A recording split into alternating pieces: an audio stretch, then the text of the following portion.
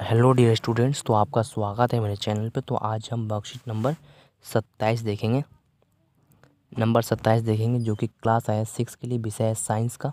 तो यहाँ पे अपना नाम लिखें, यहाँ पे अपने कक्षाध्यापक का नाम लिखें। तो ये वर्कशीट है, यहाँ पे आया 30 दिसंबर 2020 के लिए, मतलब 30 दिसंबर 2020 के लिए। तो द लिविंग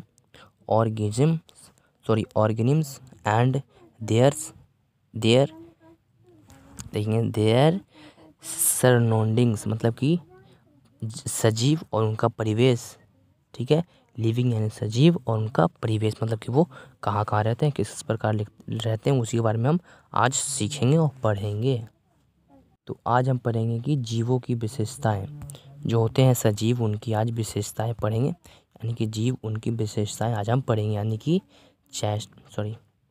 देखिए यहाँ पे कि ऑफ द लिविंग बीइंग्स, तो कुछ विशेषताएं पढ़ते हैं। चलिए पढ़ते हैं इसको। तो is food the need of all living beings, तो जो सभी लिव करते हैं, जो सभी जीवित होते हैं, तो उन सब के लिए क्या क्या फूड ज़रूरी है।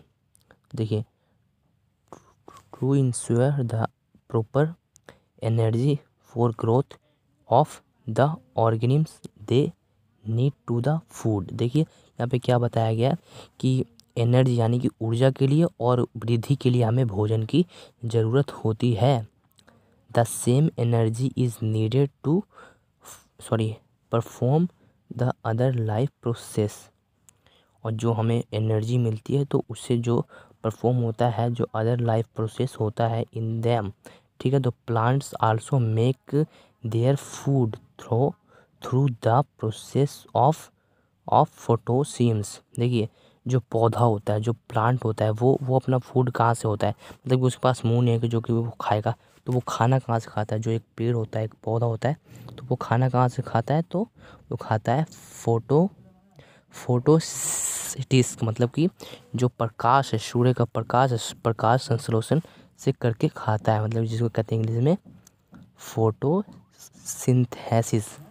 फोटोसिंथेसिस कहते हैं उसको। तो लेट्स एक्सरसाइज, तो कुछ है अभ्यास करते हैं, कुछ प्रश्न उत्तर करते हैं। चलिए करते हैं।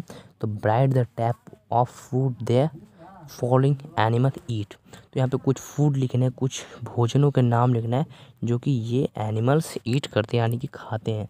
चलिए लिखते हैं। तो फर्स्ट में कैट है, सेकंड में एंट है, और इसमें हिरन है। हिरन को इंग्लिश में क्या कहते हैं, तो आप कमेंट करके बताएं।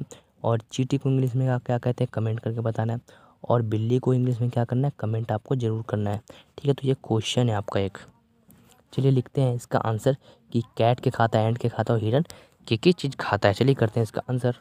सो डियर स्टूडेंट्स, हमारा आंसर यहाँ से आपको दिख रहा होगा, आपको जो स्क्रीन है, फ़ोन का स्क्रीन है, उस पर दिख रहा होगा, जो कि कैट है। CAT कैट मीन्स बिल्ली। बिल्ली क्या खाती है, मिल्क, रैट और चपाती। आपने देखा होगा खाती हुई कि वो मिल्क खाती है, और किसी का मीट, जो मीट होता है ना, मीट भी खाती होगी। आपने देखा था कि मीट भी खाती है। और जो एंट होता है, एंट यानी चींटी, तो मैंने चींटी का ऊपर में लिखवा दिया, तो आप ऊपर से भी देखकर लिख सकते हो। चलिए देखते हैं। A piece of food dead organisms, तो ये किसी चीज़ का जो कुछ बचा उचा होता है वो खाता है, और डेड यानी कि जो मर चुके मृत जीव खाता है। ठीक है, तो इसका आंसर क्या हो जाएगा, a piece of food dead organisms, तो ये दो चीज़ खाते हैं। ठीक है, जो हिरन है, हिरन क्या खाता है, ग्रास यानी कि घास, लीव और प्लांट्स। जो ग्रास यानी घास, लीव्स यानी पत्ते, और प्लांट यानी पौधा। ठीक है, तो ये हमने हिरन का ही बता दिया। चलिए अब देखते हैं आगे क्या है। तो आपको मैंने क्या क्वेश्चन पूछा था कि इनके इंग्लिश में नाम लिखना है आपको कमेंट में। कमेंट यानी कि कमेंट सेक्शन में, जहाँ से आप हमसे बात कर सकते हैं डायरेक्टली। ठीक है, तो आपको भी कमेंट करके बताना है कि ये से इनके नाम क्या है इंग्लिश में। सो डियर स्टूडेंट्स, हमने बता दिया आपको आंसर। अब आपको क्या करना है, चैनल को सब्सक्राइब, वीडियो को लाइक। तो have you observed how the living organisms grow, तो आपको क्या पता है कि जो ग्रो करते हैं, जो जो जो जीव होते हैं, जो मतलब कि जो चल सकते हैं, फिर सकते हैं, वो ग्रो कैसे करते हैं। देखिए, all living organisms grow in size day by day, जो कि हर मतलब कि जो भी जीवित ऑर्गेनिम्स है वो ग्रो मतलब कि हर दिन प्रतिदिन करता है, ग्रोथ करता है। ठीक है, happens in the form of the change in the shape, और वो अपना साइज भी बदलते रहता है, अपना शेप भी बदलते रहता है। And size of living organisms. ठीक है, तो क्या यहाँ बताया गया, जो कि जो कुछ जीवित चीज़ें हैं वो हर प्रतिदिन वो बढ़ते रहता है। पहले ऐसा था, फिर परसों ऐसा हो जाएगा, फिर ऐसा हो जाएगा, फिर ऐसा हो जाएगा, मतलब कि वो हर दिन प्रतिदिन उसका साइज शेप सब कुछ बढ़ता ही रहता है। जैसे कि यहाँ पे आपको एक ड्राइंग में दिख रहा होगा। देखिए जैसे कि एक बीज है, बीज में से एक छोटा छोटा छोटा एकदम एकदम पौधा हुआ हरा हरा, फिर उसमें से ये आ गया, ठीक है, लीफ आ गए, ठीक है, फिर स्टम आ गया, ठीक है। तो इसमें बहुत सारी चीज़ें ना प्रतिदिन प्रतिदिन बढ़ते रहता है, ना कि उसमें घटता है, और ऊपर में बढ़ते रहता है, ठीक है। तो आगे देखते हैं, इसमें भी कुछ क्वेश्चंस आए हैं, तो चलिए इसको सॉल्व हम कर लेते हैं। तो question, name any 5 things which you do not see growth. तो आपको कुछ 5 थिंग्स यानी कि 5 चीज़ों के नाम लिखना है जो कि बढ़ते नहीं हैं, वो वैसे के वैसे ही रहते हैं, मगर वो बढ़ते नहीं हैं, ठीक है। तो 5 ऐसे चीज़ों के नाम लिखना है। तो कौन कौन सी चीज़ रहेंगे? गेट, जो हमारा गेट है वो कभी बढ़ता है नहीं ना। और मेटल का चीज़, जो मेटल का कोई सा भी चीज़ होता है, मेटल का, लोहा, प्लास्टिक, वो कभी बढ़ता है नहीं बढ़ता है, ठीक है। और क्या, और मतलब कि जो भी आपके दिमाग में आ रहा है वो सब यहाँ पे लिख देना है, ठीक है। चलिए लिखते हैं। अगर यहाँ पे 5, ओनली ऑन 5 सिर्फ चीज़ें, थिंग्स ही लिखना है। सो डियर स्टूडेंट्स, ये रहा हमारा आंसर। बेड, जो आपका पलंग है, आपका खटिया जो भी है, बेड है। स्टोन, स्टोन यानी कि पत्थर। मिरर यानी आईना। और स्पून्स यानी चम्मच। फ़ोन्स यानी मोबाइल। ये 5 चीज़ें हैं जो कि आपका कभी नहीं बढ़ता, उतने ही का उतना ही बढ़ा रहता है, ठीक है। तो आगे देखते हैं आगे क्या क्वेश्चन आंसर आए गए हैं। तो यहाँ पे देखते हैं, यहाँ पे कुछ लिखा हुआ है कि is reflection in common factor in all living things. तो क्या वो श्वसन करते हैं सभी जीव? तो देखते हैं यहाँ पे कि respiration is necessary of all living organisms to survive. जो हर मतलब कि जो हर कोई जीवित इंसान है, यानी कोई वस्तु है, कुछ भी है, वो श्वसन करता है, सर्वाइव करता है। It is the process through which their body gains energy from the food they take. जो खाते हैं उनसे एनर्जी होता है, तो उसी से वो बॉडी है गेंस करते हैं, ठीक है। तो same animals do have different, और कुछ जानवर उसके उल्टा करते हैं, यानी कि डिफरेंट करते हैं, जैसे कि मैसिलेंस of the exchange of gases. For example earth from breath और through their skin. Fish have gills for observing oxygen desired in the water. जो फिश होता है, फिश जो वाटर के अंदर जो थोड़ा थोड़ा ऑक्सीजन होता है, उसी से अपना श्वसन यानी कि अपना सांस लेता है, ठीक है, जो कि फिश है वो, ठीक है। तो as for plants they make the use of the leaves for exchange for gases.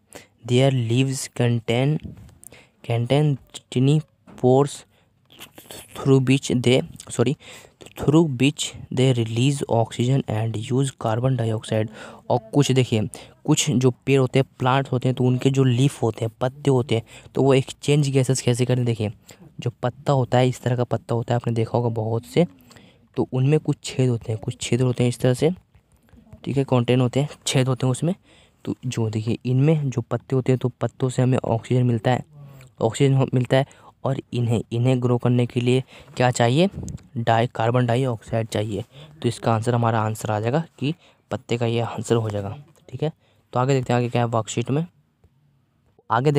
Worksheet में। तो वर्कशीट में आपको मिल जाएगा कि difference between breathing and respiration. तो इसमें क्या क्या कह रहा है कि देखिए, अगर आपको इंग्लिश में समझ नहीं आए, तो आप एक बार हिंदी मीडियम का जो वर्कशीट आया था साइंस में, आप उसमें से थोड़ा थोड़ा देखकर समझ सकते हैं कि वो उसमें क्या बताया गया है, ठीक है। तो जैसे कि इसमें बताया गया है कि श्वसन और सांस लेने की प्रक्रिया में अंतर, ठीक है। तो आप इस तरह, breathing is the biological process of इंसेनिंग exchanging of the grass between the calls of the environment. देखिए, यहाँ पे बताया गया है इंग्लिश में कि जो सांस लेते हैं इन्वोमेंट में, तो हैं बायोलॉजिकल, मतलब कि जैविक, ठीक है। तो जैविक यानी कि जो सांस लेते हैं ऑक्सीजन है वो जैविक है, ठीक है। तो आगे देखते हैं आगे क्या है कि ये वाला है, रिस्पिरेशन इज ए केमिकल यानी कि रासायनिक process that take place the called it self. तो आपका सेल्फ के लिए टैग मतलब कि आप लेते हैं केमिकल यानी कि पर्यावरण यानी कि रासायनिक केमिकल, ऑक्सीजन यानी कि सांस आप लेते हैं। ठीक है, चलिए अब देखते हैं इसका क्वेश्चन आंसर क्या है।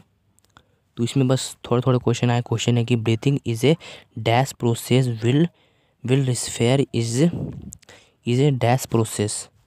यहाँ पे आपको बस थोड़े थोड़े से लिखना है। चलिए लिखते हैं। सो डियर स्टूडेंट्स, हमें जो फर्स्ट वाला डैश है उसको पे ये लिखना बायोलॉजिकल, और जो हमारा सेकंड वाला है इस वाले पे लिखना है आपको केमिकल प्रोसेस। तो इस तरह होता है हमारा आज का वर्कशीट कंप्लीट। तो आपको क्या करना है, चैनल को सब्सक्राइब करना है, इस वीडियो को लाइक करना है। चलिए मिलते हैं अगला वर्कशीट में, तब तक के लिए गुड बाय।